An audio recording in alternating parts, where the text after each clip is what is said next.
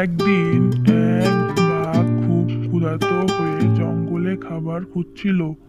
হঠাৎ সে এক ছাগলকে ঘাস খেতে দেখতে পায়।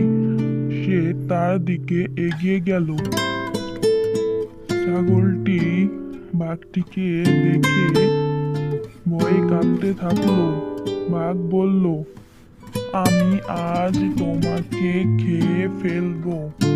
ছাগলটি ছিল বুদ্ধিমতী, সে ভয় পেয়েও ধীরে ধীরে বলল, খুব ভালো, তুমি যদি আমাকে খাও তবে আমার শরীর খুব ময়লা।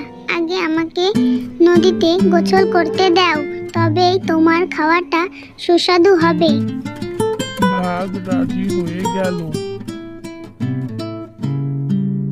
ছাগল নদীর দিকে দৌড়ে গেল, কিন্তু নদীতে না গিয়ে সে দ্রুত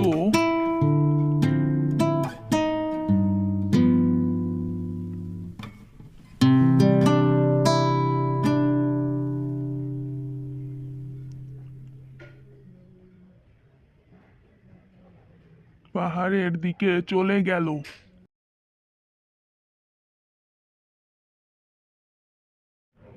এদিকে বাঘ অনেকক্ষণ অপেক্ষা করলো, কিন্তু ছাগল আর ফিরল না।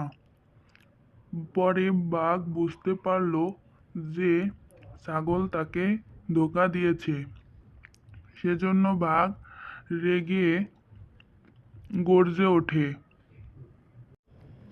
কিন্তু কিছুই করতে পারে না।